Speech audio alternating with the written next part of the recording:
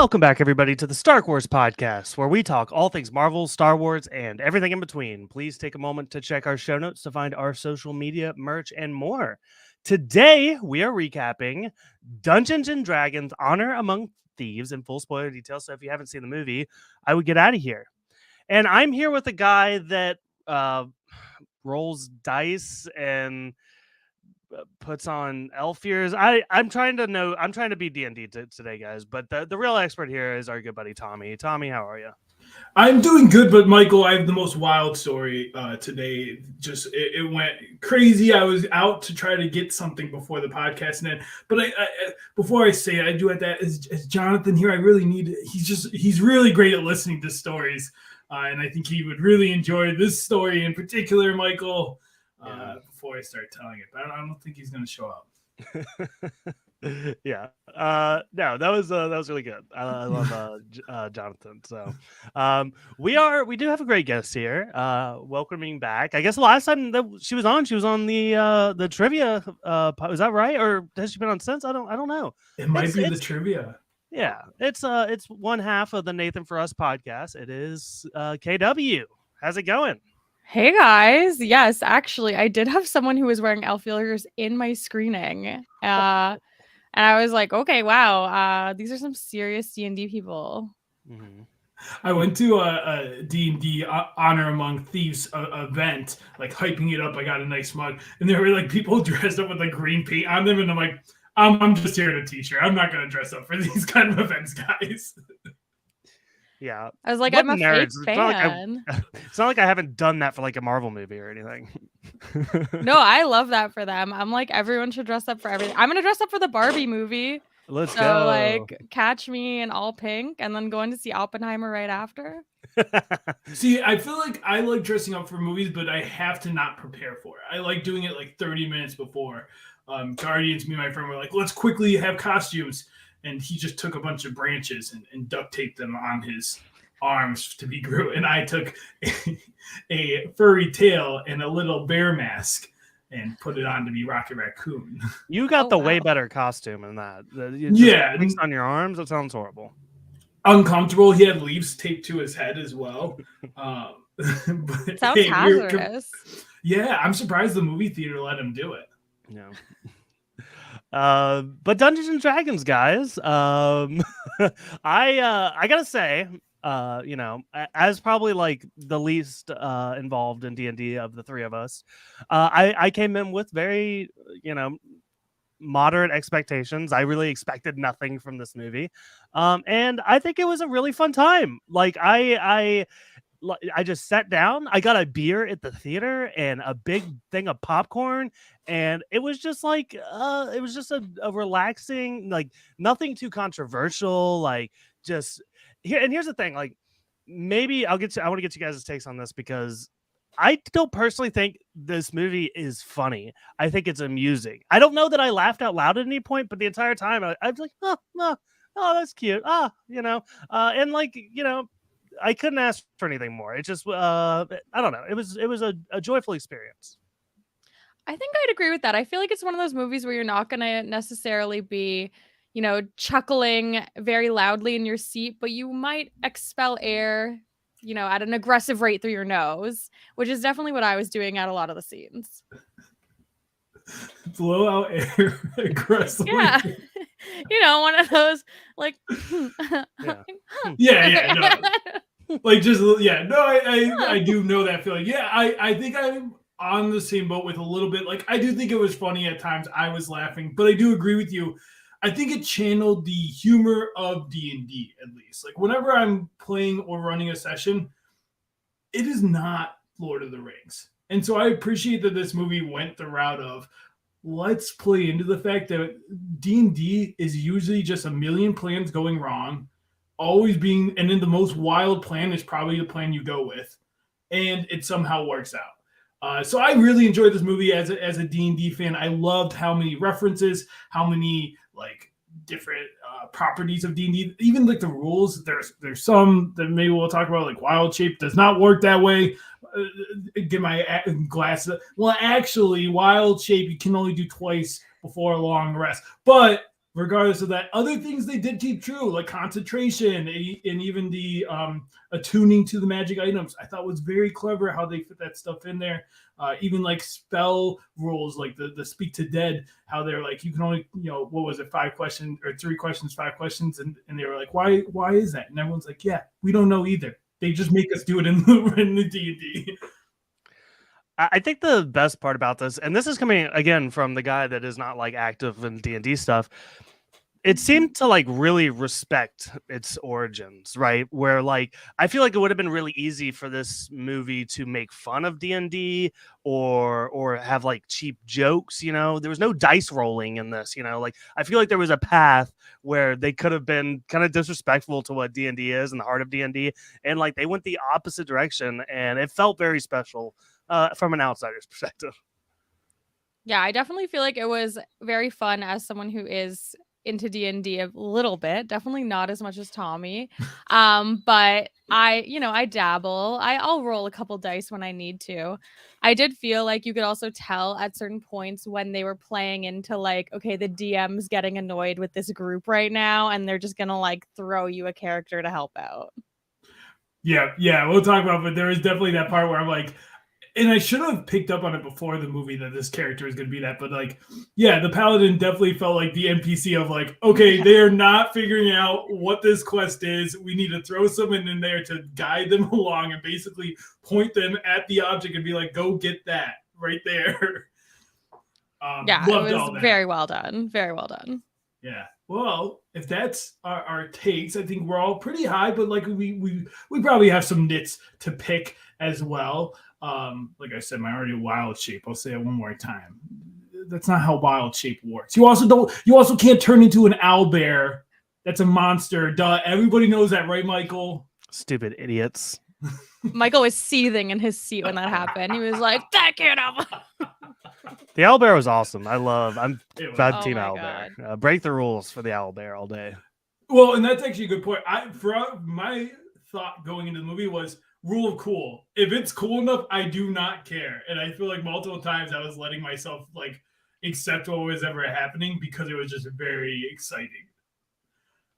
But let's dive in, and let's dive in. We're gonna do this character by character, just kind of giving our thoughts on the character, any scenes that we thought were really stood out with said character, and let's just start in the order they were introduced. So we'll start with our main guy, and I am curious, Michael, did you know everyone's classes? They kind of spelled them out to a T, but I.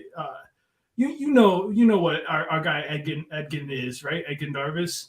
He had a bard, right? And they play music. And that's all I knew about bards, so that was enough for me. And that's kind of how like all of this went, like I don't know that I could like Michelle Rodriguez's character. I don't know that I could tell you what her like class is or whatever, but I don't think I really needed to either. So no, and I actually think like we talked about this a little bit right before. Of one of the things I think this movie did very smart is as much as they really loaded us with lore and a lot of D&D, I actually thought I'm of two minds. I'm both annoyed by it and I also think it was smart that they made these classes very each one gets one cool thing. And the bard's an example. Bard does magic. It really annoyed me that he just hit people with a loop. But I do understand the thought process, which is don't confuse your audience. Sorcerers do the magic. Bards are your talkers, your planners, the ones doing your smooth talking type thing. So, we have our bard with Chris Pine. Any thoughts? What do you guys think? Do you think he nailed the bard charisma that we usually look for in a bard? Oh my gosh. I was obsessed with Chris Pine in this movie. I thought he was absolutely perfect for this role. And I think that he really hit the mark of being just funny enough while also really pulling at the heartstrings with, some of the stuff with his daughter. I also read that the original casting was going to be Ansel Elgort. I don't know if that's true, but I would not be sitting here talking about this movie if that was the case because that man is like milk toast. I cannot handle watching him on screen. I think he's so boring. Sorry for Ansel Elgort catching strays right now. He's not even in it, but the comparison like to Chris Pine, like amazing casting. I'm looking at Chris Pine's credits on IMDb. I'm realizing I have seen very little of his movies, but from the ones I have seen, I think this is my favorite movie of his. I thought he did a really great job. And like again, I'm kind of like comparing to like Wonder Woman, where like I thought like he was nothing to me in that movie. But and I didn't see Don't Worry, Darling. I thought he did great. I really I loved him here. You Are you didn't going to be a love Chris. pine cone? Are you going to become a Ooh. pine cone now? I can mean, I give you guess some so. recs if you'd like to join our rank. I'll be honest. Again, I'm just going through. I think there's a reason I haven't seen a lot of these movies. Like I don't know What? that. The Princess Diaries 2 Royal Yeah, I was Engagement is gonna- right up your alley. That's what I was gonna put out. How dare you, Michael? You're not a Princess Diary fan? Yeah. I've seen the Star Trek movies, but like I'm not watching A Wrinkle in Time. It's just not gonna happen.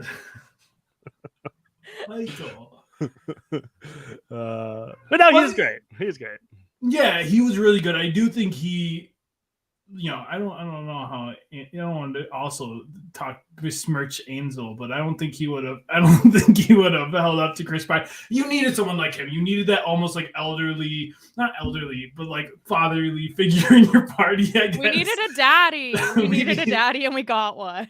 your D&D daddy, and we needed that in this movie. And yeah, I think he did a really good job. I thought this movie tried to do a lot, and I think one of my gripes is like, but it's so hard. I keep saying like gripes, and then I keep counting myself because, and I think that's one of the things is like, at the same time, I do think there was a lot of different adventures, and we could have focused on just the Thay problem, and we were just like, oh, let's go fight a dragon, let's go do this, let's go do that.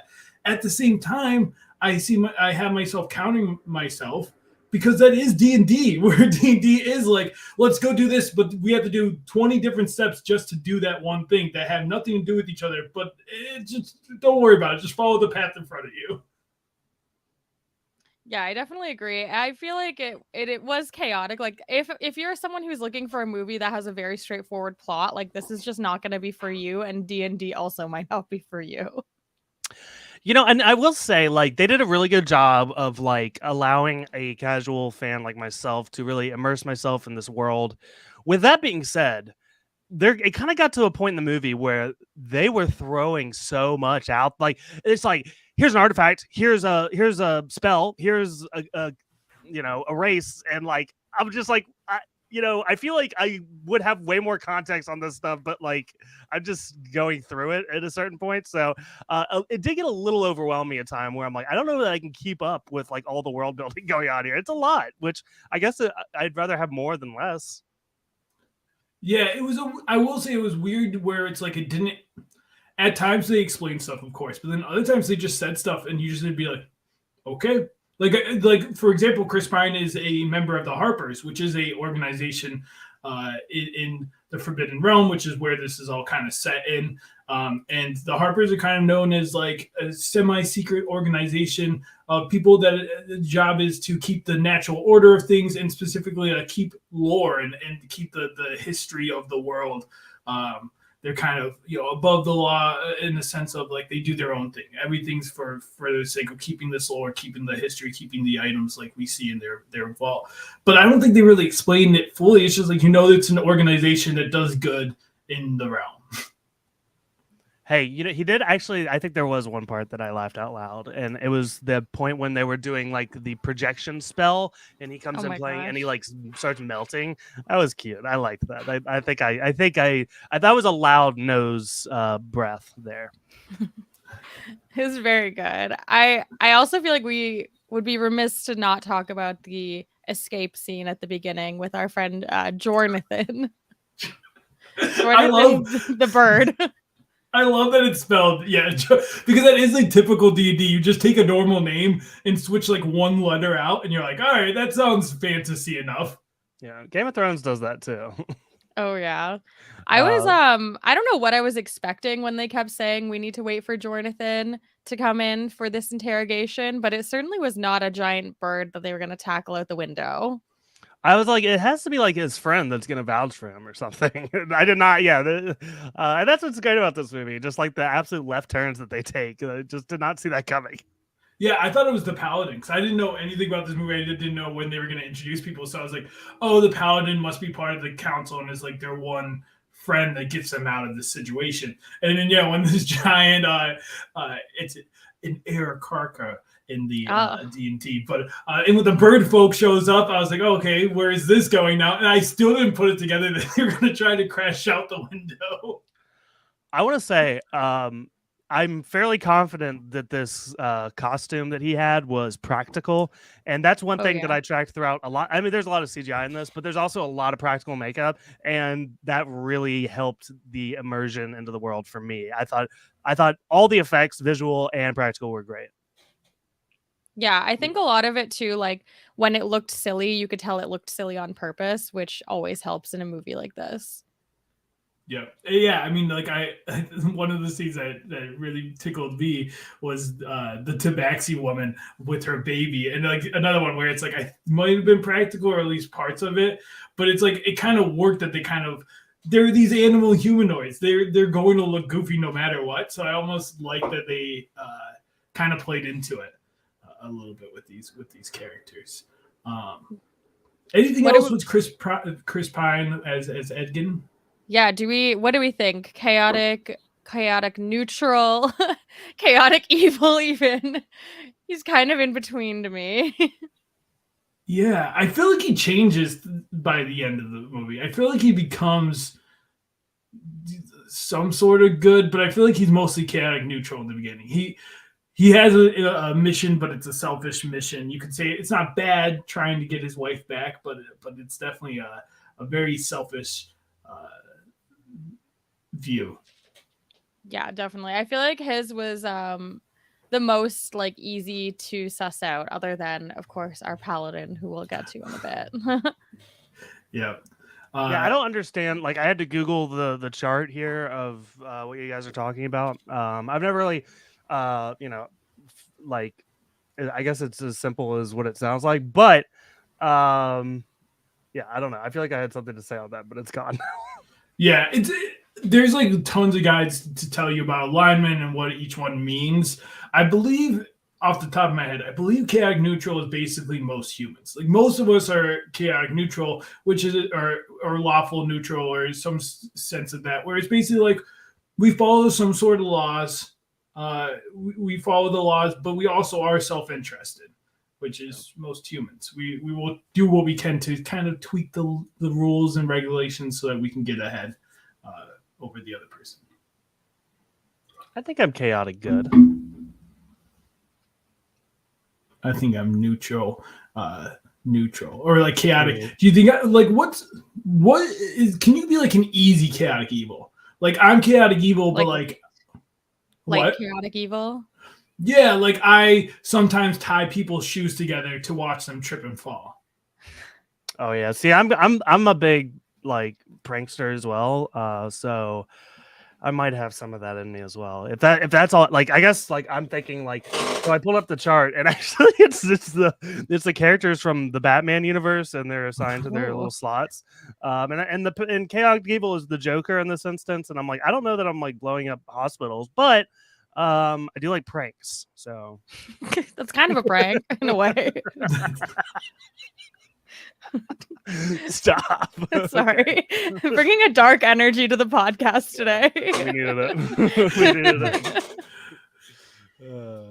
Yeah, I don't have anything else to say on Chris Pine. Like I said, he's great. I think I have more to say on some of the other characters, but yeah, he was a good leading man. He's our leader. He gets us to where we need to go. He keeps the plot going. I think in transitioning to the next character, one of the things I loved most about him was his relationship with Holga, who we'll talk about next, played by Michelle Rodriguez. I thought she did an incredible job. She actually was probably my surprise sleeper favorite. Like her humor worked so well for me. Though right in the beginning, the first scene we see, even in the prison, where it's like she's eating her potato and he's like, dude, don't mess with her. Like you don't want to. And just the idea of partnering the bard and the barbarian together worked so well. When she's fighting and he's giving the bardic inspiration, being like, you're doing great, keep it up. Yeah, I loved their banter. I feel like they had really, really good like platonic chemistry, which is always fun in a movie when you have, two characters and they don't need to be romantically paired together, even if they're going to raise a child. Yeah, no, she, Michelle Rodriguez, kind of the same roles and almost everything. So again, I came in not expecting a Michelle Rodriguez role. I got a Michelle Rodriguez role, but I think it's just the context of it actually being a pretty good movie helped out a lot too. So I really like the platonic friendship that they have as parents to Kira, I think her name was. And no, it just and the ultimate turn at the end when they use the tablet to bring her back. I thought that was a really touching moment. Did you think she was dead for real at all, Michael? Were you scared? Were you getting ready to cry? Well, I actually, again, I'm watching this like I've never seen a movie before, and I was like, oh, this is sad. Someone had to die, and then I'm sitting there with Sydney, and she hits my shoulder. He's like, they're gonna bring her back, and I'm like, oh, you spoiled it. Of course they are. Yeah, I honestly, I knew they were gonna bring her back, and I was still getting like a little teary eyed. Me and Rebecca was like, well, but what about the wife? I feel bad for the wife. I'm like, no, I think they're trying to tell us that it's okay. She already has another life in the afterlife. It's okay. Bring back the lady that just went out like 2 seconds ago. She hasn't had time to make another life in the afterlife yet. That was my explanation for it. Well, It was also, yeah. it's going back to Chris Pine's character. This is kind of like his whole arc, right? Like he's kind of built up to have this selfish motivation, and he's only doing this for himself. And then that is the growth shown at the end, where he says, "Okay, this isn't about me. I'm doing this for Kira and my friend." Yeah, and I think it also, to your guys' point about platonic raising a kid, but also that you could be a mother without being in a relationship with the father. It's like she was the mother to Kira, and no one can tell you otherwise. I thought her story was really well. She did have a little romance though. We got. Oh my god! What a weird cameo! Absolute jump scare for me when he came. When I saw that, I was like. I was rattled. Yeah, Marleman is her ex-husband, played by the one and only Bradley Cooper, who had this on their bingo card. I loved this. Certainly not negative jump scare. I was happy to see Bradley Cooper. I'm always happy when Bradley Cooper pops up in any movie. But yeah, that was very surprising. To be honest, I thought that Joe Manganiello was going to have a cameo in this movie for sure, because he's famously a huge D&D fan, and I was so surprised when he did not show up. Yeah, I actually thought we'd get a lot of celeb cameos from. There's a lot of underground celebrity D&D games happening out there, and I thought Joe for sure. But yeah, Bradley Cooper was not one of them, playing a halfling. With a thing for the barbarians. Yeah, really likes his taller women over there, Bradley. And doesn't even know how to use a walking stick that isn't actually a walking stick, but is a magical item, right? You dummy. He didn't roll perception. Idiot. Well, I love seeing him here, and he did introduce us to the coolest element in this entire movie for me, which was the portal staff. I thought this was such a cool concept. Seeing Bradley Cooper is weird. I didn't even know. I guess that's again, I didn't even know that was what? Wait, what did you call it? What is his? Who is? Why is he small?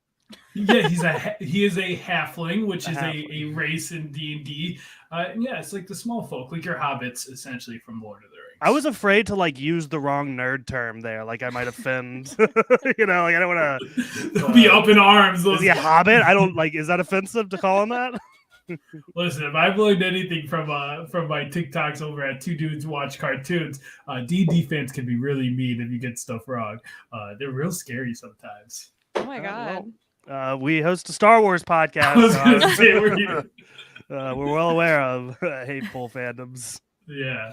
But yeah, no, D&D fans, they love their stuff. But yeah, I think Holga was a great character. I think she did, again, I think with all these characters, they are tropes, right? The fighter, the smooth talker, and I think they did a good job of giving her humor that worked, giving her a little bit, and with all these characters had like mini arcs, and that's all you really needed was a little bit of like a mini character arc. Hers was getting over her ex and realizing what there's value in her, and I also liked that she kept picking up better weapons because that's the whole thing in D&D of like you constantly are upgrading your weapons, and she just kept killing people, stealing their weapons left and right. Yeah, and I feel like you always need that one person in a D&D campaign who just like wants to fight everything, and like she was just the embodiment of that for me. She had that really cool axe, and then like what happened? It like got lava on it or whatever, and then I was like, "How? I don't think that's better now." Yeah, she was like, "This is so much cooler." I'm like, "It looks like it's not going to be able to cut anyone." Yeah. Yeah. But sometimes like you just need it to look cool, you know? Mm-hmm. Yeah, that's fair. Aesthetic over practicality. That's why I have that's why one of my characters has a cloak of many fashions that does nothing but changes into whatever color code I want it to. Yep. It's important. People really overlook that in D&D. It's like, no, sometimes you just need to look cool. Yep.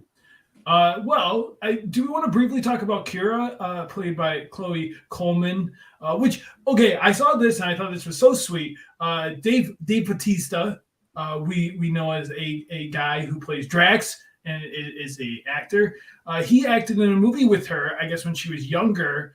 And I believe if I get this right, he like had a private screening of the movie with their entire cast supporting her, which I thought was so nice that Dave Bautista did that. That's My very Spy. sweet. Here I am. I'm on IMDb again. My Spy. Yeah. No. Honestly, I have nothing to say about this character. Like, I don't know. I have bad things to say. Oh, okay. Let's see. I can't wait for you to bash this child, please. Oh my god. Yeah. Well, when you set it up like that, Michael. Yeah, Tommy's about to rip a 15-year-old. All right. Listen here, you little girl. No. I don't blame her. I blame the writing. This is the one spot where I was like, you really had to like. She believes Forge and never questioned that these items might be different. And then I understand when Chris Pine is telling you that like you're being lied to, but when Holga is also like, yo, like trust us, it's 2-on-1, and she's still believing Forge over this. That was the little bit where I was like, all right, I get it. We need her to not believe for the plot, but man, come on, Kira, you should have figured this out. Like, I would have liked to know that she figured it out sooner and was like planning some stuff on the side. But as classes go, I think she's going to be our future rogue. I'm planting my seed. Ooh. I think she's our future rogue. We don't have one yet. She was doing the invisibility thing, sneaking around. That's my pick. That's what I was gonna say. Is I hope in the sequel she has a lot more to do. I'd like to see her be a part of the team and kick ass as a little kid. Yeah, she was definitely just like a plot device, which is fine. But yeah, the writing did not do her any favors whatsoever. Yeah, and just like how they wrote her, we'll move right along as well, and move right to Forge, played by Hugh Grant. I think also a bard. Again, they didn't really classify, but I would imagine he was a con man, a con artist. On Wikipedia, it says he's a rogue. Oh. Yes, but I don't know where they get their information from. He's sneaky, I guess. Yeah. What do we think of Hugh Grant's performance here as the side antagonist, one of the bad people, I guess? Loved him. My MVP is actually Hugh Grant during the press tour for this movie, because he was so funny doing press for this. Like, I don't know if he just like didn't care or like what he's been up to. This man's in his villain era ever since Paddington 2, and I'm very into that for him. Thought his performance was kind of like, it was evil Hugh Grant, which is like great. Like, I'll always go see a movie where Hugh Grant's being the villain. Yeah, it was Hugh Grant doing what Hugh Grant does best, which is to chew the scenery.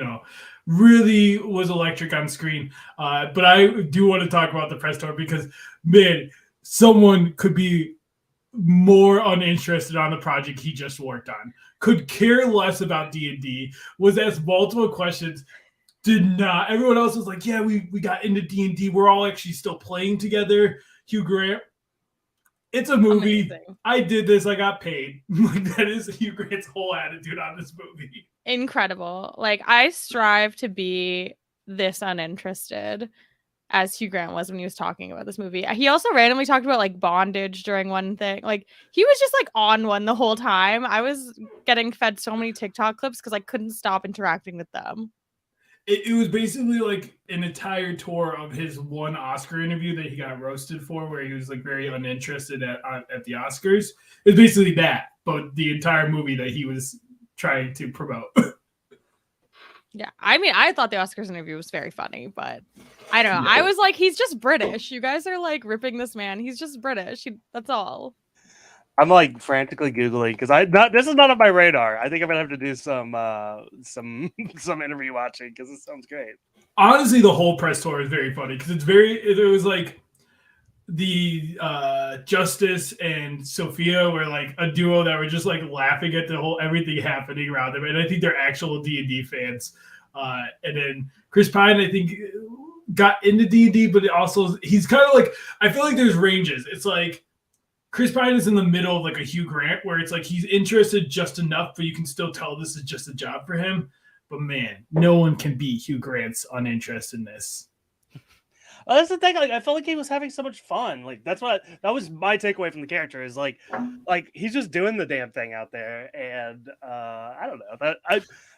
I hope the interviews I watch later will be funny, at least, because that kind of makes me sad. Because it's funny. Yeah, it's done in a funny way. Uninterested in like you young kids with your TikTok and your Twitter. That's kind of how I read him. It's a little bit more on the side of like he just doesn't have the time to understand this whole concept. Gotcha. It's just like the evolution of him being like a hunky, I'm gonna be in all these rom-coms to now to like vaguely doing Mamma Mia that one time and everyone making fun of his singing, and then now he's just like solely does villains is so good.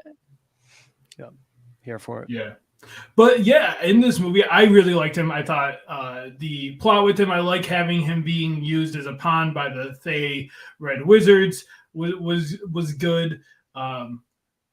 I think the best compliment I can give him is like the whole movie, I just hated him. Like I wanted him to get his comeuppance because everything, he's that kind of villain that I would hate in real life of like, it's so clear you're lying here. And the fact that you're getting away with this is infuriating me, that you're still getting away with all of this stuff and that our people are suffering because of you and you don't even care.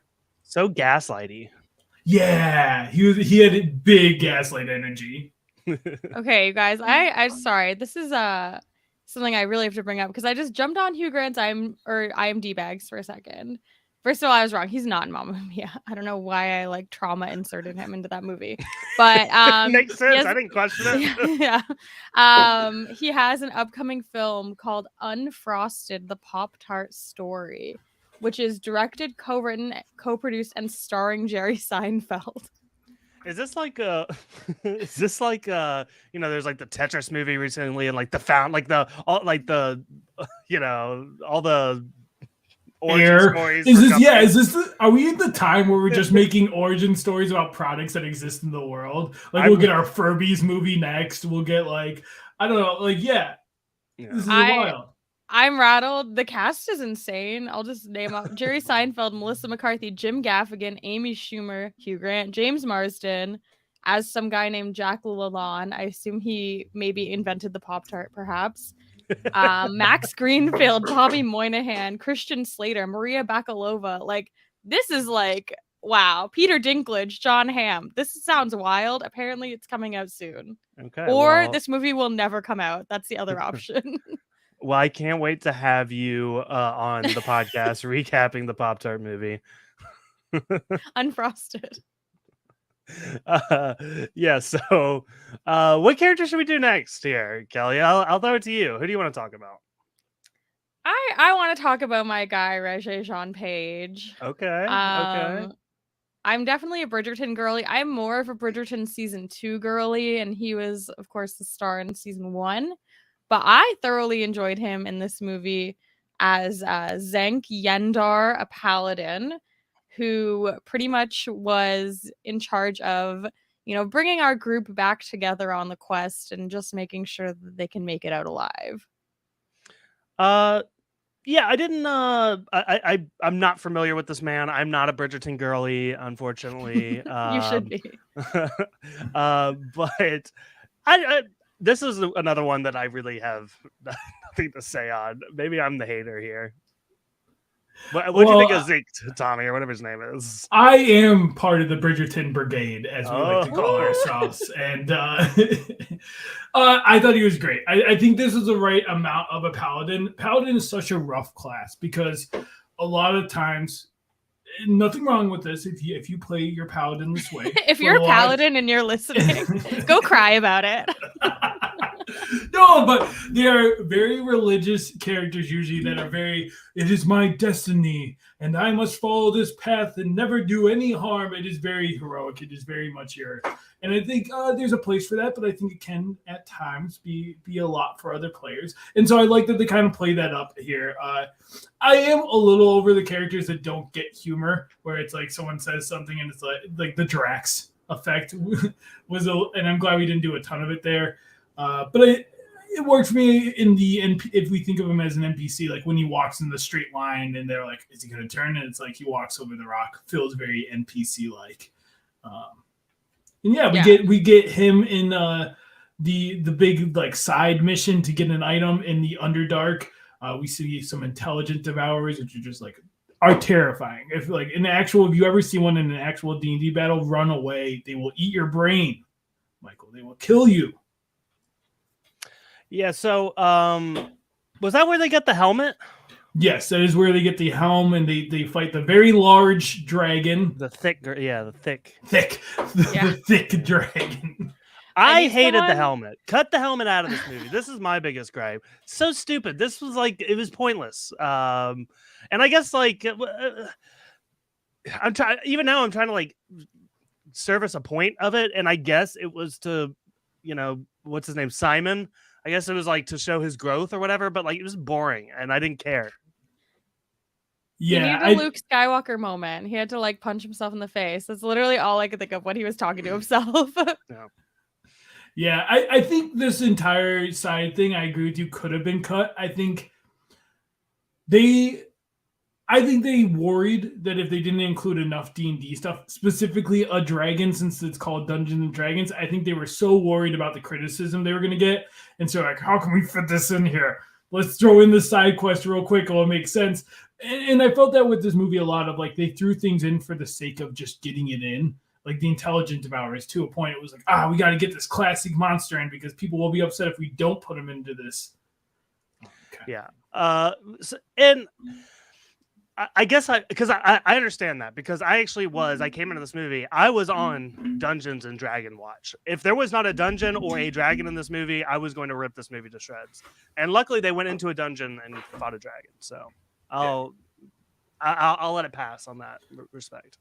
And this dragon is from the lore. There's tons. D&D has lore and characters and any that they mentioned in the movie are have deep history. Saz Tam they mentioned as the Red Wizard evil person, huge thing. In ours we call him a lot of this in one of my D&D games. We're actually dealing with Fae and the Red Wizard, so this was very funny to me.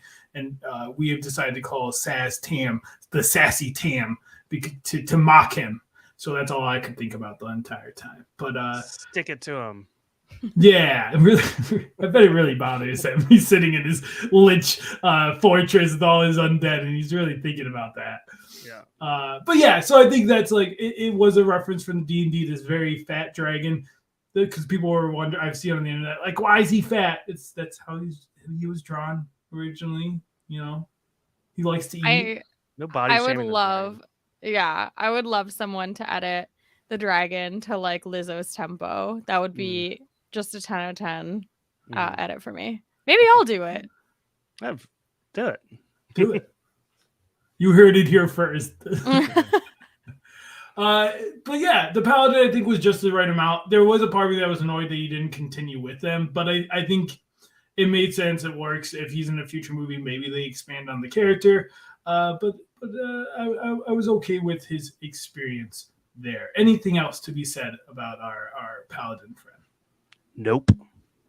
We Yeah. said everything there is to say. Good. Make him James Bond, like, please. I know he's fighting for his life to be James Bond, this man, and like I'm fully on the train. Like, cast him.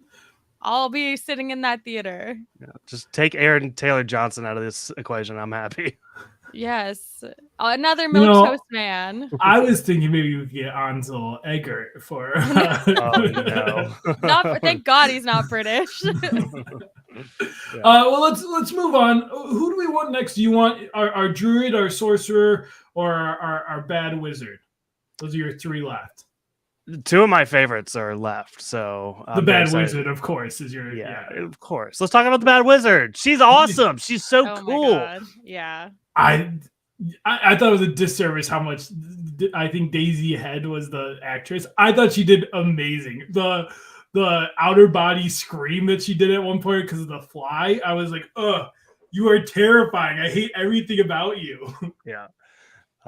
No, she just this is like the perfect, she's like the Palpatine almost. Like she's kind of pulling the strings the whole time. And I love when Hugh Grant is finally running off with the treasure and she's like, get out of my city or whatever. She says. I was like, yeah, this is your place.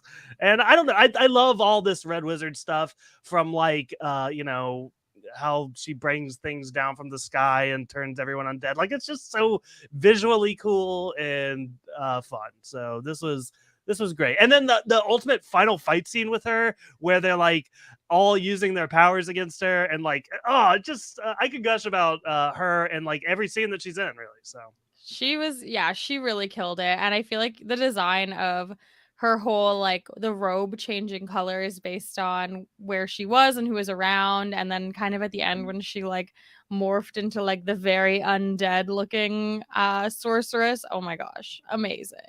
And yeah, I think she really carried in any scenes where we needed a little bit of a serious tone. I feel like she did a really good job. Yeah, and we got like some of the best magic from her. You got time stop and a couple other things at the end. We got to see concentration, which I really appreciated with her. I like one of my favorite scenes with her was her chasing down the Doric in the wild shape. Oh my gosh, yes.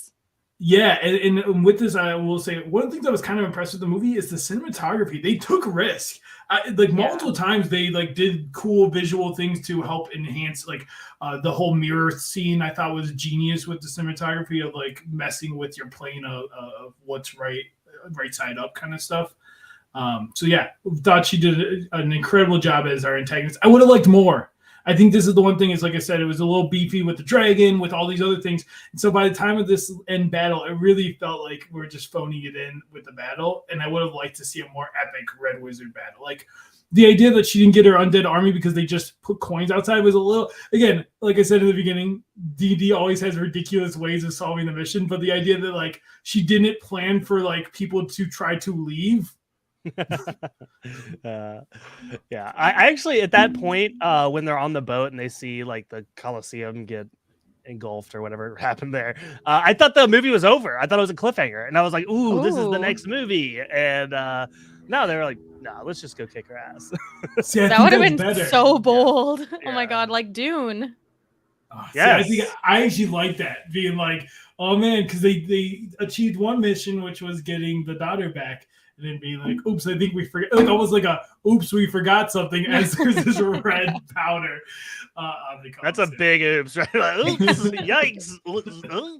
Like, oh, I guess we weren't listening when old Zank was talking. Yeah. And then we get like one pun at the end, like, I guess it will never be winter again.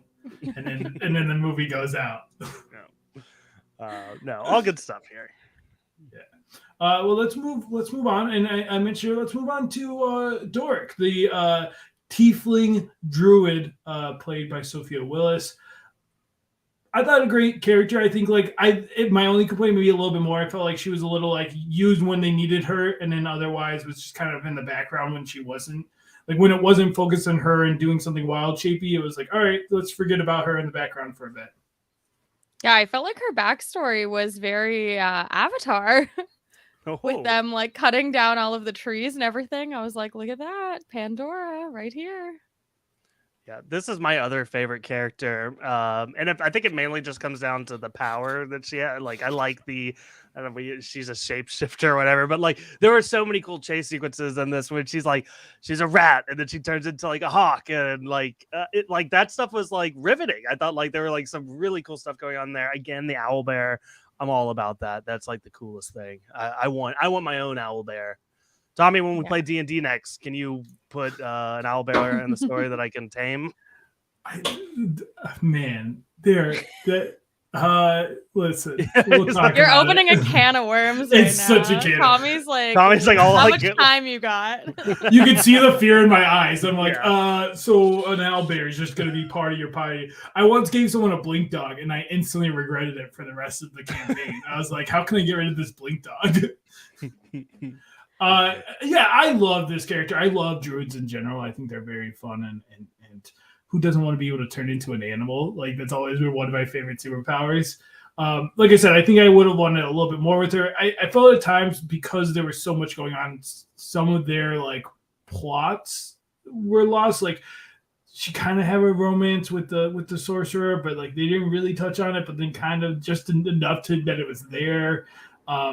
They talked about how like she was adopted from a human family, and then like that was interesting to me. This idea that like she does not trust humans, I think could have been played a little bit more. But I'm nitpicking, and I really did enjoy the character. I think to me, like her big shining was the maze. We could talk about it a little bit here. I thought the maze, the battle was awesome. This was another one where they threw in tons of monsters in classic D&D monsters like the Mimic, the Gelatinous Cube, Displacer Beast. I love this. We also got our Easter egg of the I assume, Michael, you would caught this one, of the 80s D&D cartoon. They had the group of adventurers that were next to them were the exact characters from the 80s cartoon. You know, I did not know that's where it was from, but I saw the characters, and they were so specific that I knew that it was a reference to something. But I did not know that this was from the freaking cartoon from the 80s. I'm a 90s kid, Tommy. I didn't watch this. Oh, my bad. Don't age him like this. I'm so sorry. I will say what Paramount's doing that I think is so funny and very bold is they've now been releasing these commercials with the 80s cartoon cast. You should look them up. They are very funny. There's two I've seen, and the one was talking about what I was talking about with the wild shape, where it was them gathered up in the air asking the wizard robed guy, like, well, is that really how it works? And it was basically like, well, it works because that's what I say how it works. And you know what? Eric, you suck. Like, it's actually very funny. And I love that they're playing into that. Like, listen, does everything make sense? No, that's okay. Just enjoy the movie. Okay. Yeah, just don't think too much. I think one of the guys in that party was also Tom Morello, if I'm not mistaken. Like from Rage Against the Machine. But maybe I just fully made that up, which is possible. Yeah. I would not know who that looks like, what he looks like. So, looks like Tommy's Googling though. He's it a does guy. say that he does appear as his D&D character, Timothy Stormhollow. Nice. He's in the movie somewhere.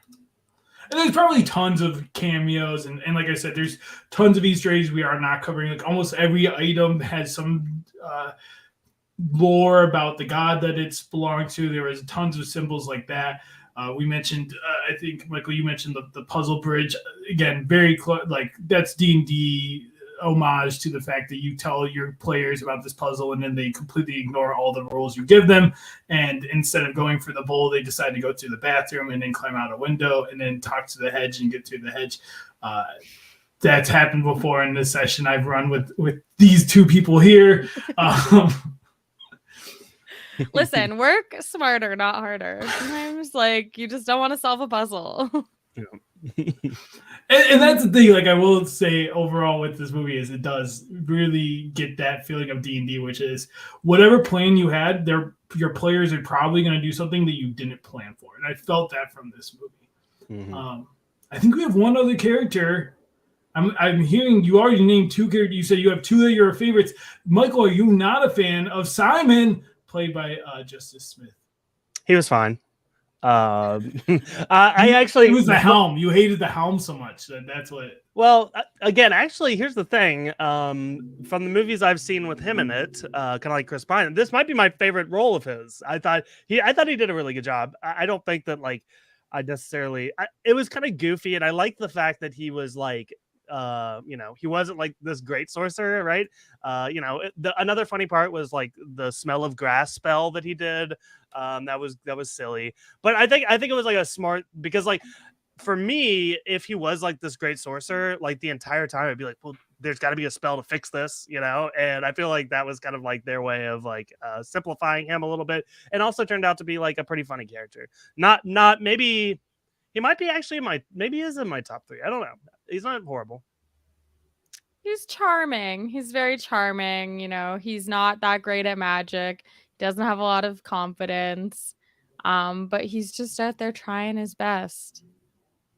Yeah, and I felt like he fit a role in the party, and I will say overall, the party had a good rhythm to it. It had a good, and having him be kind of the weaker, quote unquote, of that then gets some of the most powerful spells by the end. And I think they showed it well of like how I took it is he's been leveling up. All their adventures is him leveling up this entire time, so he is powerful enough to attune to this item by the time that he does.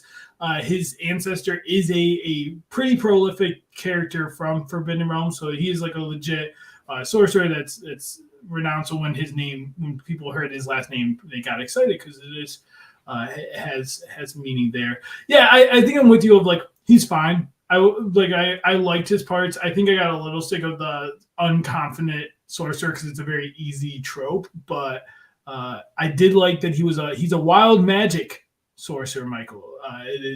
That means that he just sporadically, in times of dire need, will sporadically do random magic. So how that plays in real D&D is you have a chart of like 100 different things that could happen. Like you shoot paint out of your hands and you roll dice and this random magic thing happens to you. People like it for like the spontaneity of it all. Like, I don't know what's going to happen. Let's roll dice.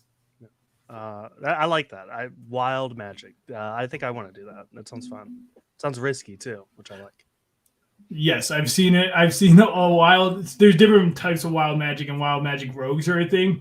And a good friend of ours, Mike Bloom, plays a wild magic rogue in one of the campaigns I'm in with him, and I've seen it backfire where he has blinded his entire party using the wild magic chart. So. I do have could we recast the Simon character as Nathan Fielder, and how would that work out? Because he's famously a magician, and he is the Wizard of Loneliness. Yeah. He's the Wizard of Loneliness. He also does do magic, and he's like a member at the Magic Castle and everything in LA. I just feel like he could play this character really well. I think I don't know what I would have done if like even as like a side character, Nathan Fielder was there in like a pointy star hat in like the background of any of these scenes. I think this would be a top 3 movie of me for all time. That would be so funny. I signed the position. Get him in episode 2. Yeah. Well, anything else about the movie you guys would like to talk about? I think overall we're all enjoyed it. I think the characters were very fun. I think there's, like I said, I think for the next one, do less. You've now explained the world. You've thrown a lot at us. Take your time with the next thing and focus in on one or two things, not like trying to get the whole kitchen sink in there. Yeah, no helmets, none of that. I do want to talk about, I guess we kind of touched on it, but the scene where they bring people back to life and ask them questions. Was this funny to you guys? Did you guys like this scene? I would have liked it so much more if it wasn't in the trailer. I think I didn't see it in the trailer. I must have not watched that trailer. So fair. I mean, things are different up here in Canada. We get different stuff. So well, I heard someone else say that. So yeah, I don't know. I did see it as well, but I will say it worked for me because I only saw that they did it once, so I didn't think they were gonna do a whole thing where they asked multiple dead bodies. That's what caught me by surprise. But I it worked for me. Did it need to be the stinger of like the dead body still there? That I felt like it wasn't funny enough to justify being brought up back again at the end. But I thought it was amusing at least. Yeah. The better joke to come back was the bird when Hugh Grant is on trial there and he tries to pull the same stick and runs into the brick wall. So that was the better callback. I think that made me laugh. The Jonathan made me laugh the most, and like that, the woman who was Jonathan, her scream cracked me up. And the idea that like I thought about this for way too long, Michael, because in Kelly, it almost made it seem like this happens a lot, where people take like it doesn't feel like this was a one-time thing, and then we see they eventually build the break. But I almost feel like this happens on a regular basis. That's why Jonathan's always late. Oh, I feel like, I don't know. I feel like Jonathan he's just like fly by the seat of his pants kind of guy. So I've got a comment that's not necessarily about the movie, but my experience watching it. About halfway through, actually, it was probably in the third act. The movie shut off, went black. The sound continued to play, but it was, and then somebody went and turned it off real quick. They had to reset it. They're like, it's gonna take like 5 minutes, but it'll come back and we'll rewind it. And I was like, I went to the bathroom. I got a popcorn refill. It was like now every movie needs an intermission. It was awesome. So that it didn't take you off the flow of the movie. You weren't like, oh man, where was I? mean, again, like typically in the third act, I'm starting getting to the point where I go to the bathroom. I'm low on the popcorn, so like no, it's a good like I was able to walk away, rejuvenate, come back, and finish the movie strong. I thought it was always do this, always do this. This is the best. I love especially that. Our Marvel movies. Sorry, go ahead, Kelly. No, I have a very small bladder, so I agree. Like, I think we need an intermission. Like, I know James Cameron, when Avatar: The Way of Water came out, like, first of all, I was concerned because like water is in the title. I was like, I'm gonna have to go to the bathroom this whole movie. And then he said, like, don't worry if you go to the bathroom, because you can just whatever you missed when you come see it a second time, you can catch it. And I didn't like that. And I love James Cameron, but I was like, James, just put an intermission in your movie. JC, come on. But also like bold of him to call his shot, like, oh, you'll want to watch this multiple times. Yeah. And make his entire movie about water, which is going to make you pee because it's literally just running water the entire movie. It was all calculated so he just wants to beat that record again. Have the most money made. It worked. I know. It's a shocking thing. No. I'm not taking the time didn't bother you guys because I was reading on the internet that some people thought that 2 hours was too long for this movie. Cut out the helmet stuff. I'm happy. Again, that like I feel like there was an obvious side plot that I didn't appreciate, and you take it out, it's like half an hour shorter, and that would have been great for me. So yeah, I think it was a little long, and it was because some of the stuff wasn't necessarily necessary. Yeah, tight 90 minutes for a comedy, I think, is the way to go. Yeah, and I think they could have done it in this as well. I think cutting the helm would have been an or even just making it slightly less time, because like I do like the paladin stuff there, but we could do more. But yeah, that's our movie, but that's not it for us, because now it's time to get serious. Oh no. I have a little game. I sound like I'm gonna threaten you. I have a little game here. Do you want to play a game? Like, okay, Tommy. Well, you see, both of you have some working knowledge of D&D, but I don't know how much working knowledge. So what I have is we have 5 questions. We'll do 4, and then if we need a tiebreaker, and we'll rotate back and forth.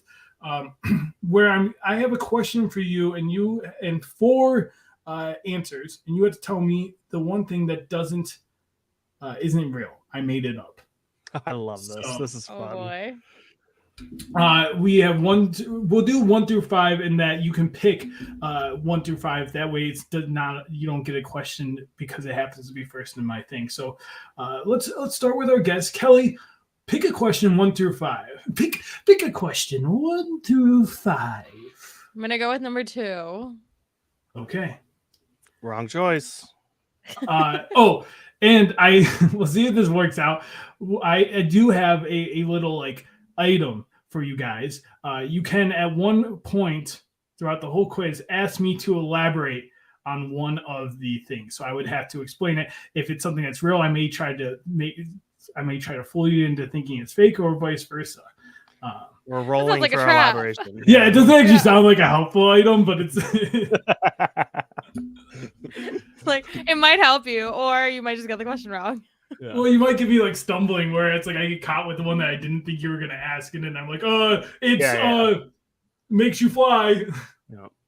Okay. All right. Well, question 2. There's a lot of locations in this movie, and there's a lot of locations in the Forbidden Realm itself. Faerun is the name of the land. What is not a location in the Forbidden Realm? Glarendar, Waterdeep, Mount Dragon Falls, and Moonshae Isles. Oh my god. Okay, I know Waterdeep was definitely one. That sounds so stupid. That is That such a one's stupid name. for Where are you sure from? Waterdeep. Yeah, let's just Waterdeep. go deep water. Yeah. I have my guess. I'm interested to see what Kelly says. What was the third one you said? The third one was Mount Dragon Falls. I think that one's fake. Me too. Good choice. That is fake. Yeah. Let's go. Let's go. Tommy, you had to tell. I caught you. What was Oh. the tell? You scratched your nose when you said it. I didn't even notice Be that. careful. Sit on your hands All next right. Okay. That's 1 point to Kelly. Michael, it is your turn. 1, 3, 4, or 5? Definitely gonna go 4. 4. Okay. Hey, in this movie, there's a lot of spells in this movie. What is not an actual spell in D&D? We have Bigby's Hand. We have Lemon's Tiny Hut. We have Bakmore's Fire Whip. And we have Dalmore's Lightning Lance. Oh, good Lord. I'm going to need you to read these to me again. No worries. Bigby's Hand. Lemon's Tiny Hut. Bakmore's Fire Whip. Dalmore's Lightning Lance. This is tough. Can you do me a favor, Tommy? Yes. I'm gonna roll for elaboration, and I just rolled a 20. Oh, nice. Nat 20. Wow. Let's which one do I want? Well, how about the lemon one? What was it? Yeah, Lemon's Tiny Hut. So what this is a spell. I can't remember off the top of my head what level. I think it's level or second level, a third level spell. And how convenient that you don't remember. I don't know them off any of the 4. I wouldn't be able to tell you that. But it is a spell usually performed by a bard, but basically it creates a safe place for you to rest, long rest, without worrying about like just camping out in the open. It kind of keeps you hidden inside of this magical hut that you can produce. That is so stupid. Not under that's a dumb spell. It's not cool at all. I'm gonna go. There's 2 that sound very familiar, or like that sound similar, which is making me think that one might not be true. The Fire Whip and Lightning Lance. Those I feel like one might be built off the other one, and since the last one was the third one, I'm gonna go with Lightning Lance. Michael, you are incorrect. No. Is it Fire Whip? Kelly, would you like to steal? I don't know if we should do stealing. I'm just improvising this. We'll see if you got one. I feel like the tiny hut is fake. Tiny Hut is real. Oh. The fake one Sia. is Bakamore's fire whip. You were on the right track, Michael. I was Dang. building off the idea that like it's one or the other kind of thing. But yeah, the Tiny Hut is real. A lot of D&D, a lot of the original creators named a lot of spells after themselves. So a pretty famous one is Big B's hand, which I think we see in the movie as the giant hand that she creates at the end. I believe was Big B's hand. I've definitely used that one before, like in D&D. I like remember using that spell. Yeah. So no points, but that was a tough one. It is now Kelly's turn. You are up with 1 point. Okay. Well, I don't want to screw this up. I'm gonna do number 3. Okay. Which of these is not an item, a magical item in D&D? We have the Wand of Smiles. Okay. We have the Chamber Pot of Travel. We have the Deck of Many Things. And we have the Ghost Lantern. Okay, I know the Deck of Many Things exists because of Roll for Sandwich on TikTok. The Ghost Lantern. I'm like, is Tommy trying to trick me because he knows I love spooky things? What was the first one was? The first one was the Wand of Smiles. It sounds so fake. It must be real. I don't know. And the And you do Chamber have Pot of you- Travel. This is to remind you, you do have your one explanation. No, it's okay. I'm just gonna go for it. I'm gonna say, I'm trying to think of what these could all do, and I'm like, okay, the Ghost Lantern, I could see that lighting something and you see ghosts. Deck of Many Things, I feel like, unless that's like not an item, I guess is that an item in a game? I don't know. Okay, I'm gonna pick the wand. The Wand of Smiles is real. Damn. Such a dumb name. I know I'm hating on all these D&D things. You cast it on someone. They must do a saving throw to see if they fall to the charm, and it causes you to smile. I believe for like 5 minutes. Oh my god, that sucks. I would not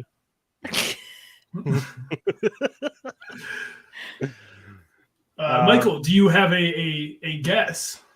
Real quick, read them again. What are the other So yeah, the Wand of Smiles, the Chamber Pot of Travel, Deck of Many Things, and the Ghost Lantern. The Chamber Pot of Travels. That's fake.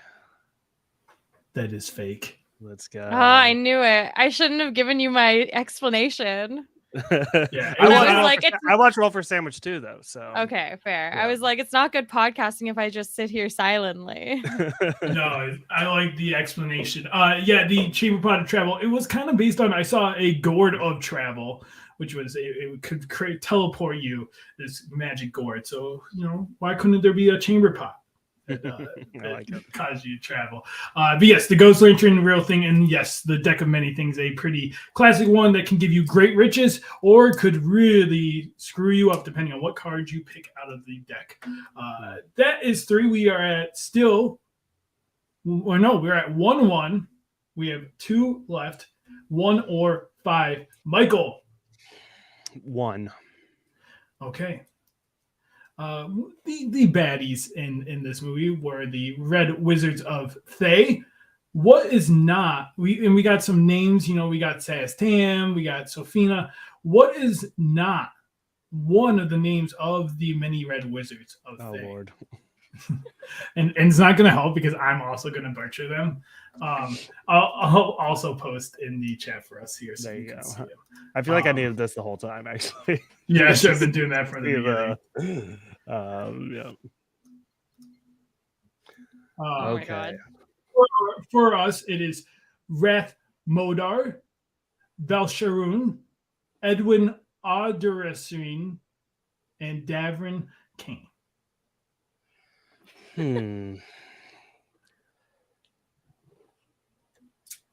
Rath Modar. Rath Modar is real. Dang it. Oh my God. This is a tough one. This is really because they're all just Yeah. random names. They're It's just basically random names. Yeah. Am I trying to steal? Steal Yes, you can try to steal this. Okay, I'm gonna guess Davern Kane. That is correct. Davin Dang. is Whoa! not real.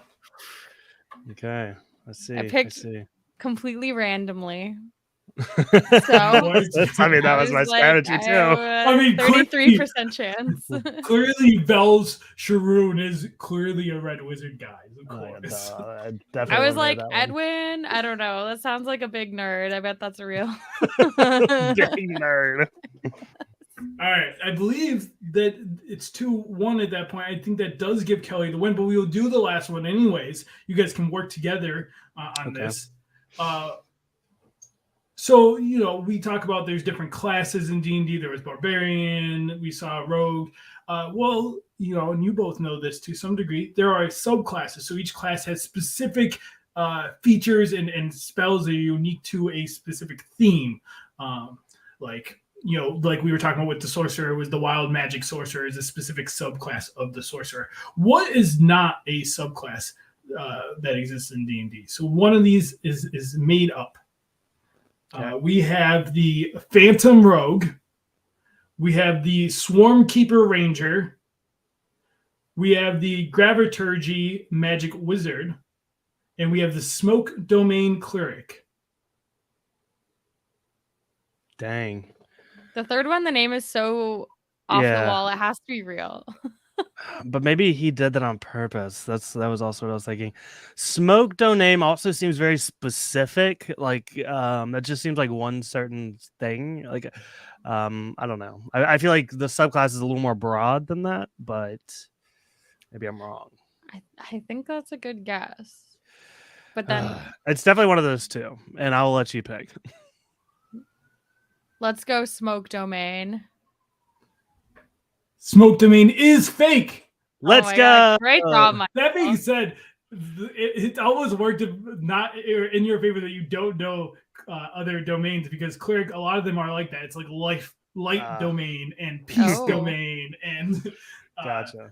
Things like that. But yes, Phantom Rogue is a real thing. They are like basically you can turn into a ghost, like go through and stab people.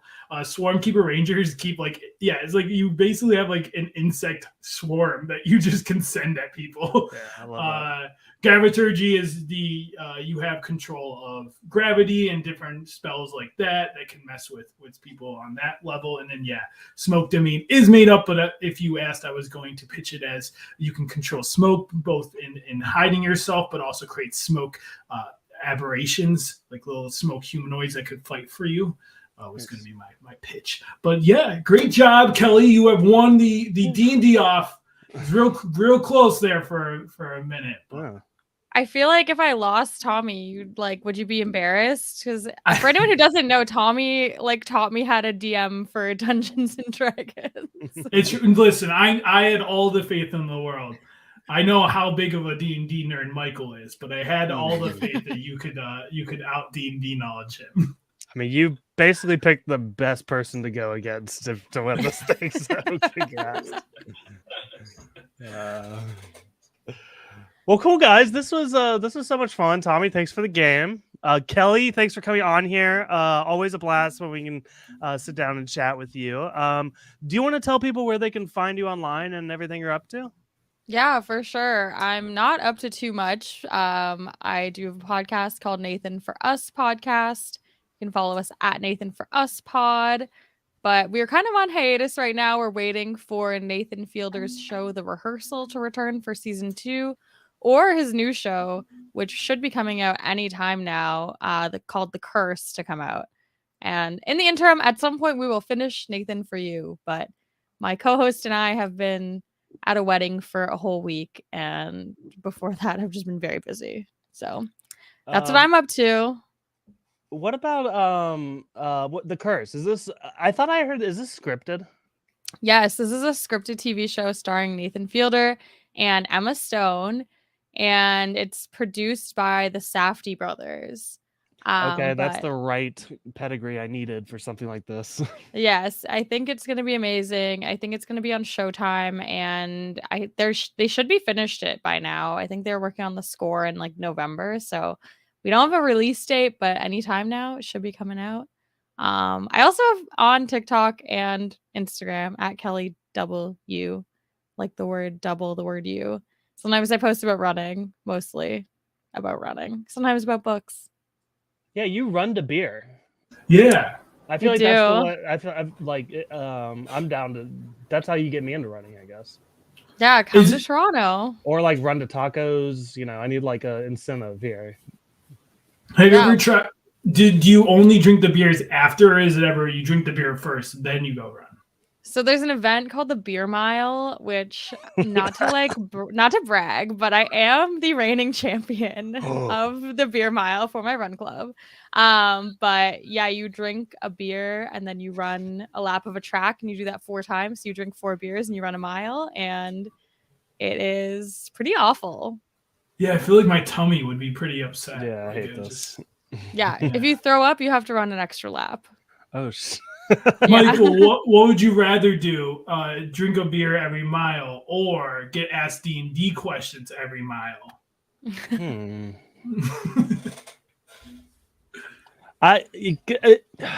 It's tough. I feel like such a loser when I don't know D&D things, so that's tough. Yeah, and If each table has like a whole crowd of D&D nerds that are going to laugh every time you get it wrong. I'm like, okay, I'm going for the beer.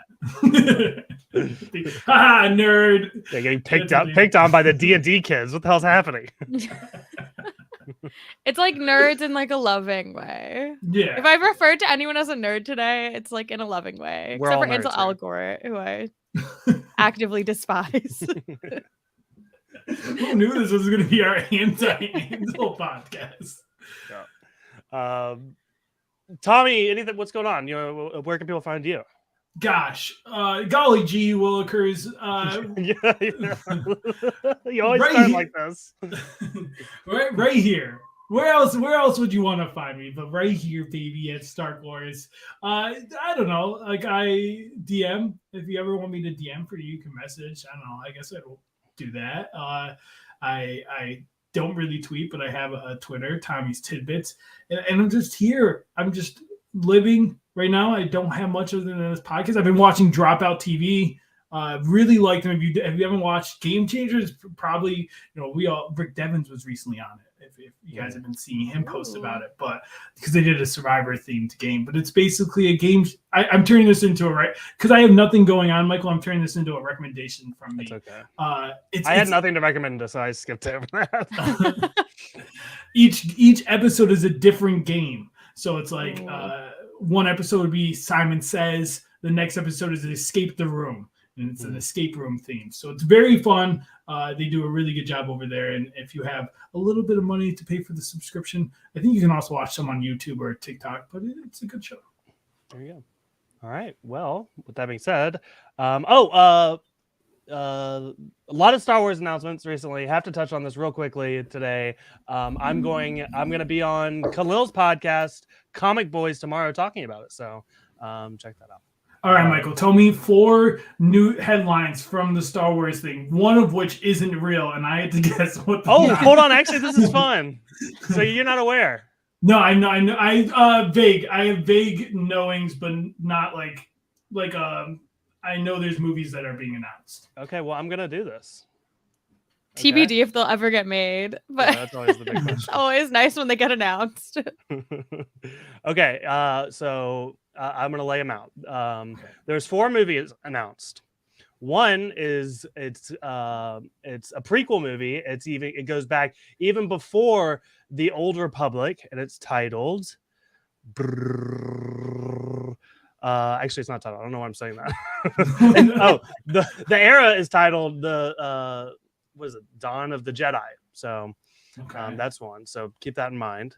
The next one is going further back into the future, past The Rise of Skywalker, starring Daisy Ridley. It is the movie about rebuilding the Jedi Council. So okay, yeah. Would she come back though? I thought she was done.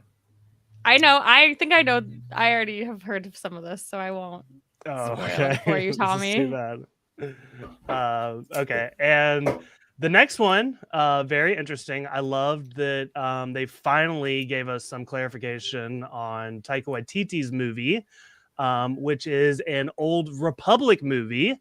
And there seems to be talk of Wookiee Jedis involved, so that's going to be interesting. And then the last one is directed by Dave Filoni, and it is supposed to close up the Mando universe with Boba Fett, Ahsoka, and Mando. So which one is fake?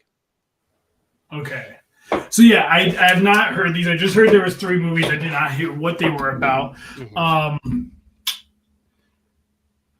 Off the top of my head, thinking it out. Right. Mm-hmm. First one, you said there was a title, then there wasn't a title. Now I don't know if you did that on accident or if you did it on purpose to throw me off, or vice versa, or it was not to throw me off and you were trying to come up with it on the top of your head. I'll just say I feel like I struggled with all these because I didn't have anything written down. No, that is really fair. Speaking off the cuff.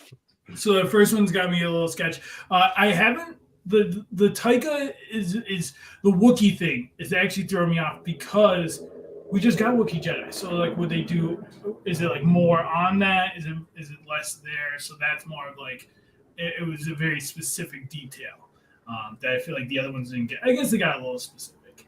And then the last one's probably the most confident that it's real because like Dave Filoni can't get enough of the Mandalorian world, so of course he'd make a movie about it because we just are gonna live in. They just need to validate clones and why that plot made sense in The Last Jedi.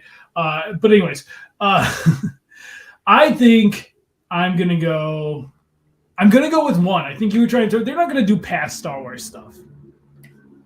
You are incorrect. That is a real movie. They're going all the way back. The origins of the Jedi. They're going to talk. See, that's probably the most. I've always wanted to like have a movie of the OG, like old men Jedi, but like probably young men because they probably weren't old when they started the Jedi. Do you want me to tell you the fake one, Kelly? Do you know which one the fake one is? Well, I feel like it's the Taika Waititi one. Yeah, because I saw the Daisy Ridley news and I saw the She's coming back. Filoni news. Yeah. She's coming back. Yeah, I'm happy for her. I feel like those movies, like, I don't know, everyone in them I would like to see get another shot, especially John Boyega. Mm-hmm. Oh yeah, if he's not a Jedi in this, I'm pissed. I feel like the cast really got done dirty by those movies of like they were hyped up to be like, look at you know, Carrie Fisher and Mark Hamill, how Star Wars really developed their careers. Not to say it didn't help them, but I do hope that she has a better experience with this batch because I feel like she got some backlash. I feel like for the movies, unwarranted. Yeah, like I feel like she was getting blamed for Rey and Ben kissing, and it was like, how dare they? And it's like she literally just got the plot. I don't think she wrote that. No, the Rey Skywalker wrote it all. No, the Wookiee Jedi thing is actually a news tidbit, but it's about the Acolyte show. Oh, not the Taika Waititi movie, which we get no clarification on, which is super weird. I don't know why they announce these movies and then they come back 2 years later and announce a whole new set of movies with no clarifications on what they announced last time. So Star Wars is so weird. I don't. You can bet that none of these movies are going to happen, and I wouldn't be shocked. So. Do you think they forget when it's time to announce stuff and they're like, "Oh shoot, like whatever's on the desk, just pick it up. We're gonna announce that." Because yeah, there's been like multiple TV shows that I feel like they announced that like I haven't heard anything about, and that was like years ago. Yeah, there's some coming up though. We got Skeleton Crew, Acolyte, Ahsoka. So. Wasn't there supposed to be one about the fighters, the pilots? Wasn't the Rogue Squadron one? I think that one's canned. Yeah, they've even said that. So. Yeah, I feel like they basically announced it because that was what's her name, right? Yeah, Patty Jenkins. Yeah. So, there you go. All right, guys, we've dragged this podcast on long enough. This is one of our longest podcasts in a while, so thank you guys for doing this. I like to remind you guys to rate and review us on iTunes and Spotify, preferably 5 stars. Also, please subscribe because we're going to be here every single week, and sometimes we have bonus coverage like this, and if you subscribe, it'll automatically download to your phone. It's super convenient. You'll get a notification. Like, it literally helps us just as much as it helps you. Follow us on Instagram and Twitter at Star Wars Pod. And we also have a little Discord community going on. So if that's something you're interested in, you can hit us up and we will get you in there. But that is all we got for you guys. Thank you so much for listening, and we will see you next time.